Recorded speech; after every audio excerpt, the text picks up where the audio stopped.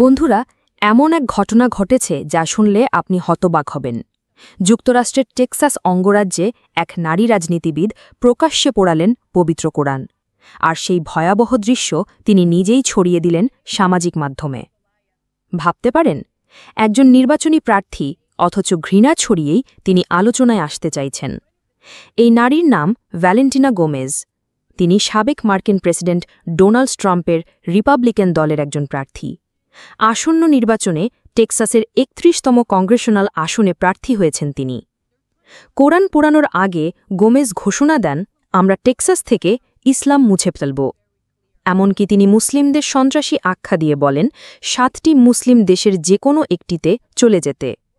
তার উস্কানোমূলক ভিডিওতে আরও দাবি করা হয় আমেরিকা একটি খ্রিস্টিয়ান দেশ আর টেক্সাসে মুসলিম মাত্র ১%। গোমেজ হুমকি দিয়ে বলেন, যদি ইসলামকে চিরতরে শেষ না করা হয় তাহলে টেক্সাসের মেয়েরা নিরাপদ থাকবে না। এই বক্তব্য ও কোরআন পোড়ানোর ঘটনায় মুহূর্তের মধ্যেই বিশ্বজুড়ে ক্ষোভ ছড়িয়ে পড়ে। মুসলিমরা ক্ষুব্ধ প্রতিক্রিয়া জানায়, পাশাপাশি মানবাধিকার কর্মীরাও এর তীব্র নিন্দা করেন। ঘটনার পর গোমেজকে বেশিরভাগ সামাজিক যোগাযোগ মাধ্যম থেকে ব্যান করা হয়, তবে এক্স থেকে ব্যান করা হয়নি। আর এই কারণেই সমালোচনার মুখে পড়েছেন ইলন মাস্কও।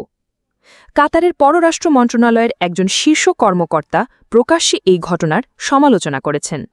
অন্যদিকে তুর্কি ভিত্তিক সংবাদ মাধ্যম টিআরটি গ্লোবাল গোমেজকে একজন ব্যর্থ রাজনীতিবিদ আখ্যা দিয়ে জানায়, তিনি মুসলিম, কৃষ্ণাঙ্গ ও অভিবাসীদের বিরুদ্ধে ঘৃণাত্মক বক্তব্য ব্যবহার করে আলোচনায় আসতে চাইছেন।